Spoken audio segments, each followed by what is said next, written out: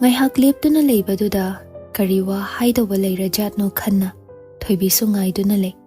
Adubu karisu hairaktabaduda haifet ngakladuna kari tawre haibagi miting ama yenglei.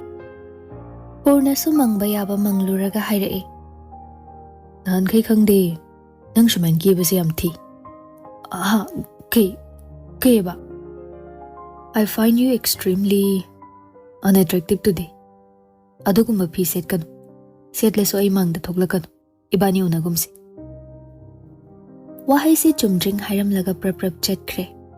Thoibi masa mathanta mangondara haibay mawongda makhut thinjaduna leihawi. Maya karaduna chatkraba purna da yengi.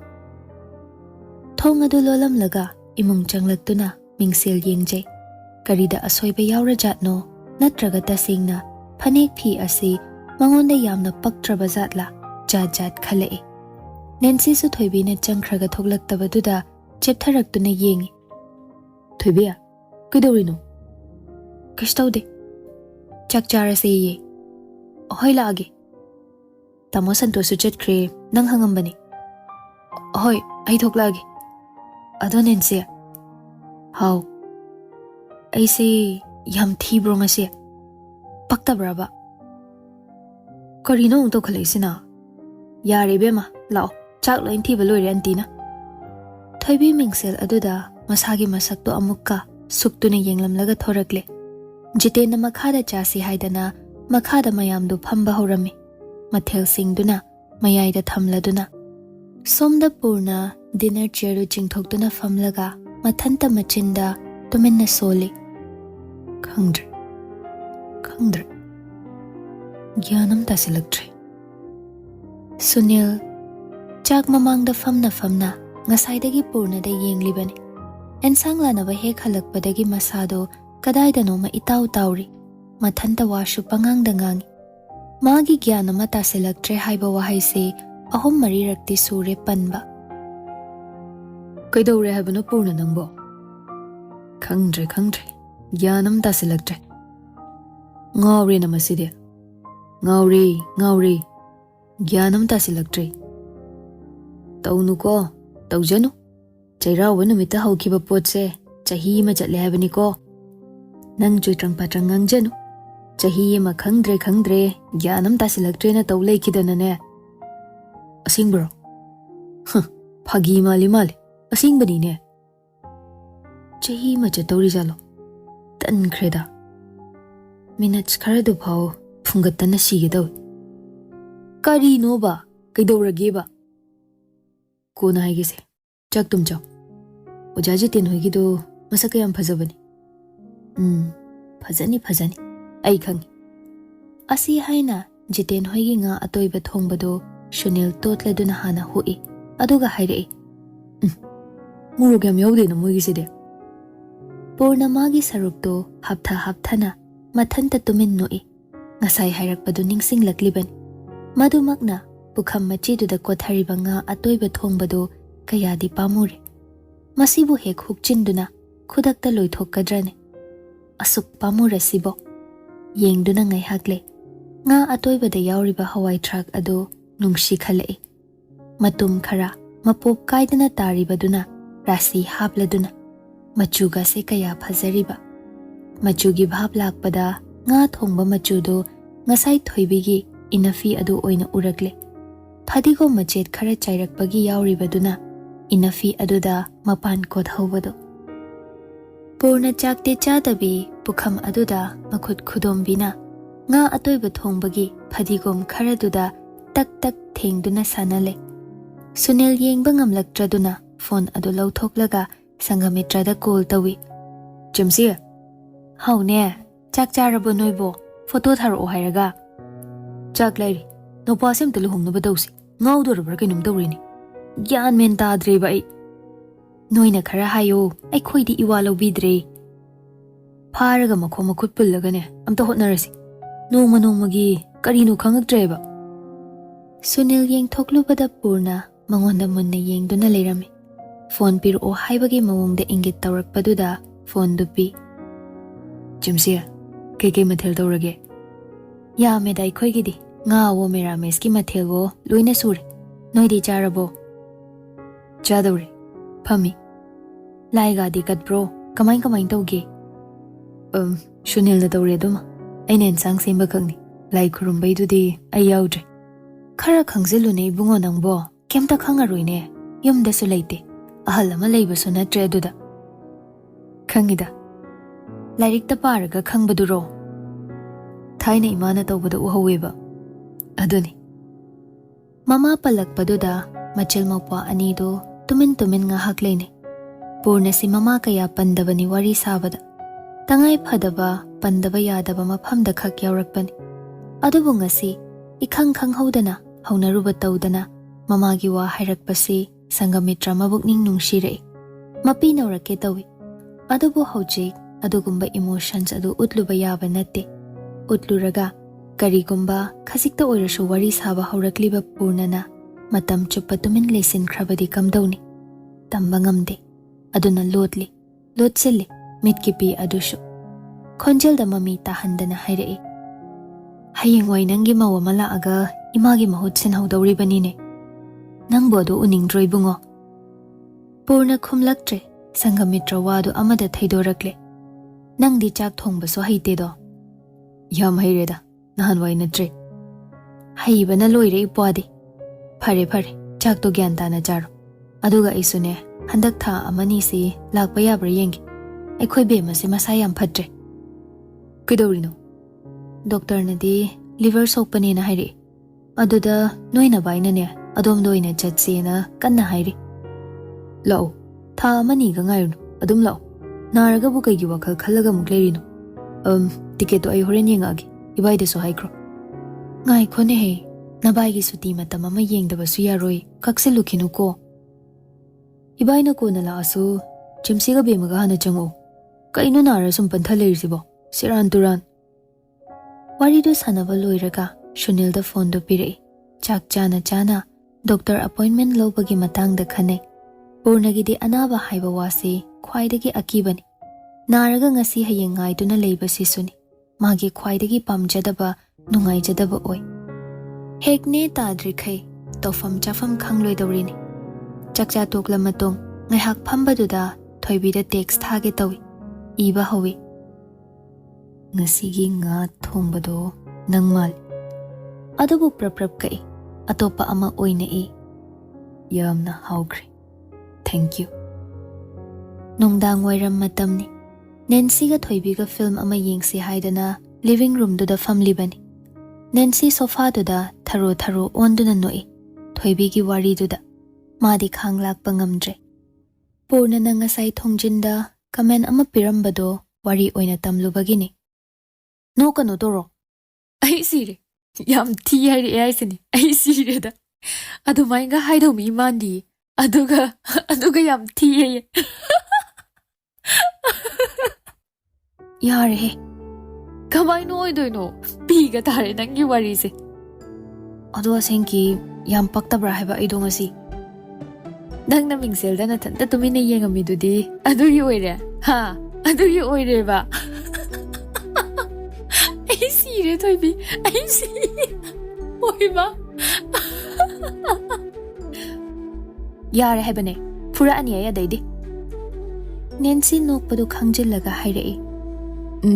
Kaigino ba? Madu mai hairdubo. Thaina yellow suit tawba nupina ga hunto amba memories lai jala. Khangdi. Natraga yam thina yabirakidaba ma. Adubu nupina hunto amaga mana ingonda thi haibu kaino. Ayaw noninga kador. Ayaw noninga kador. Tuibi. Ay si dori kamay niya. Nancy, nang napaknok tano eh. Natte ba? Ado, ay naan kay muna mo kanjilo de. Maga nang uba siya. Yam cute oirame. Chue! Asing ba ni? Ngasay tingjan na ba do? Ado da nabani na tao ba do? Di na nung singo. Ama do so, tingag, prap ka hanto ga. Ay nga si tabhap oire etoy bi. Kay ba? Hai gese. Sarpur na siya. Ay koy da na mawang ama. Nangonda na mawang ama tao.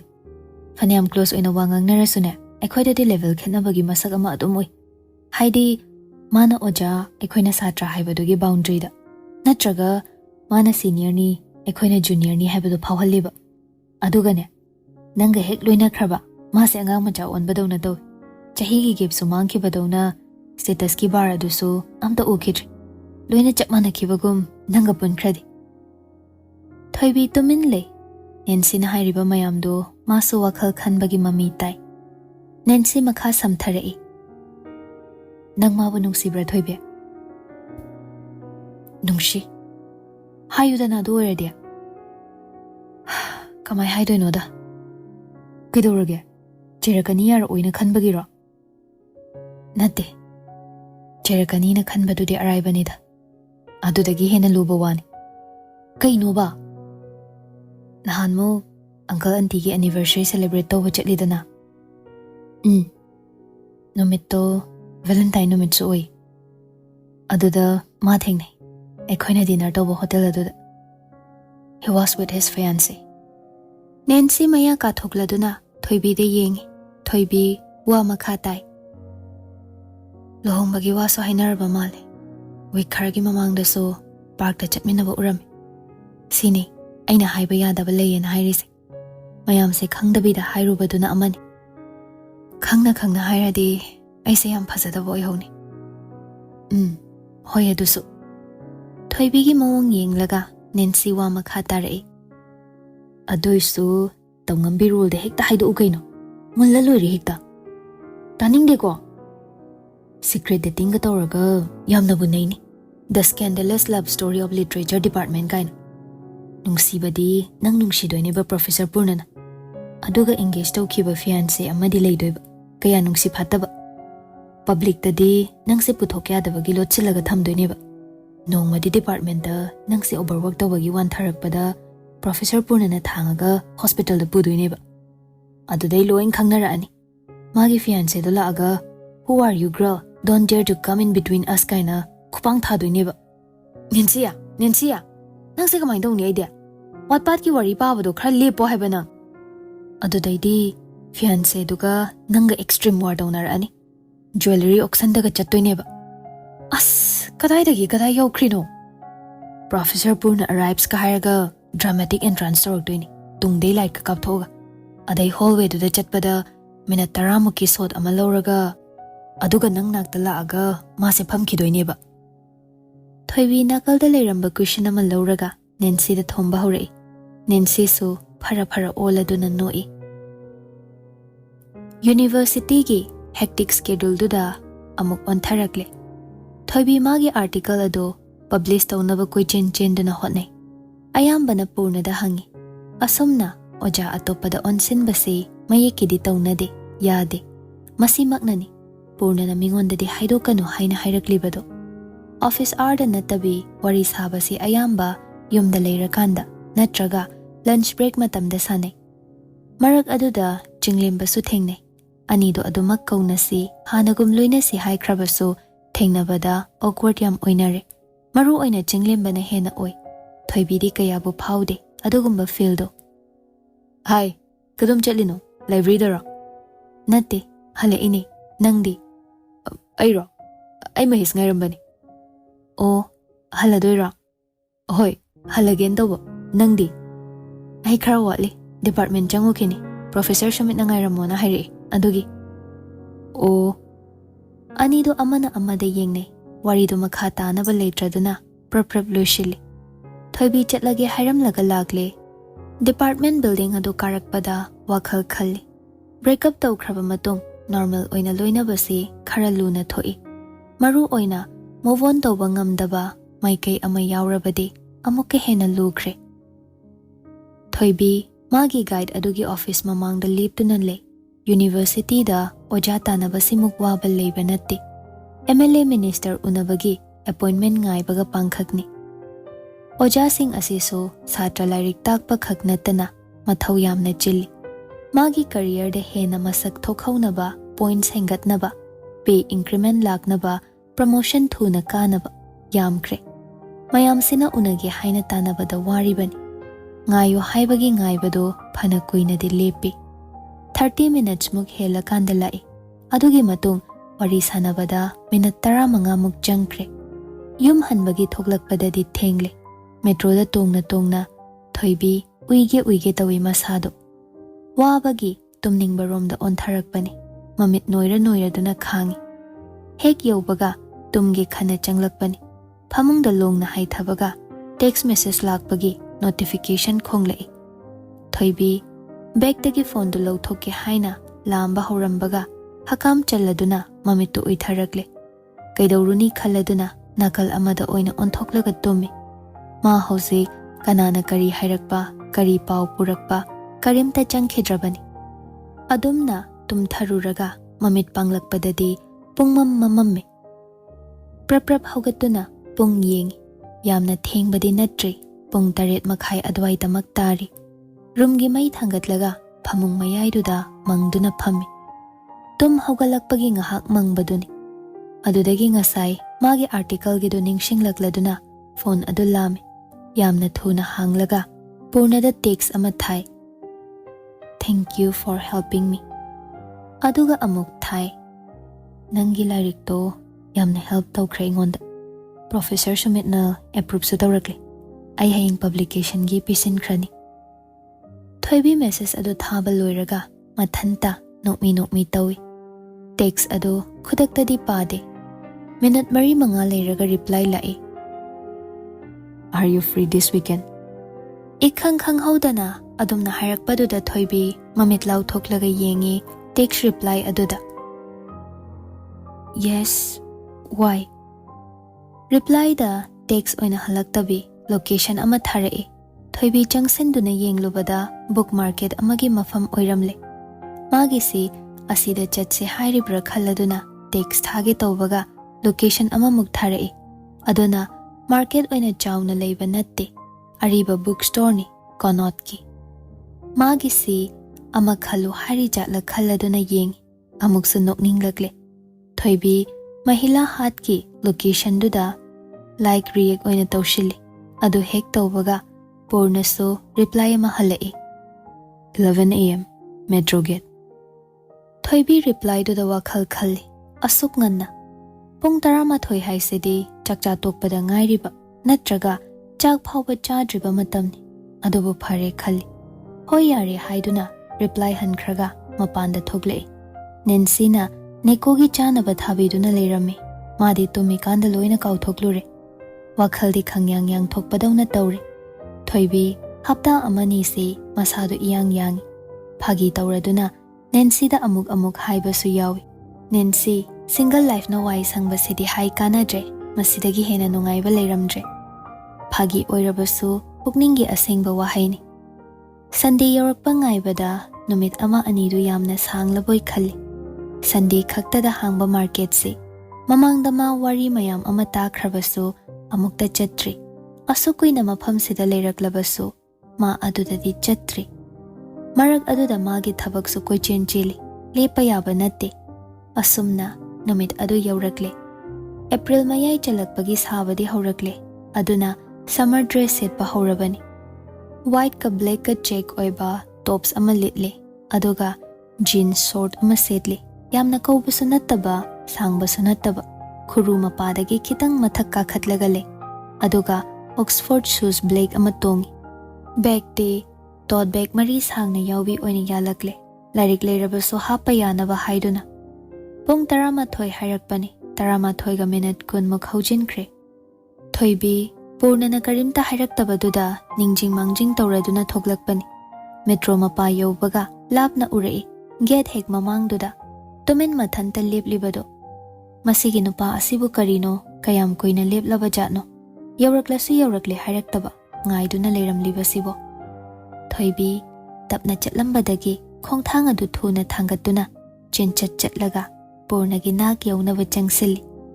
Yaubaga purnana hairai. Chenganu ne. Nangdi lae so hairaktaba.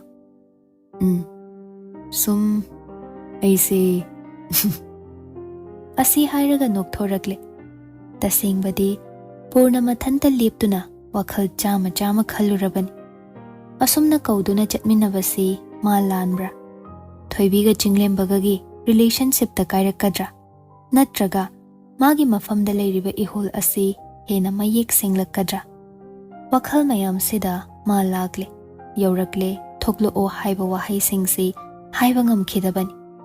Adubu hojik thoibina manakta taha changlaklaga karigi haide haina wahang hanglaba shidadi kari haina khumdauri magi paukhum leite nok patai.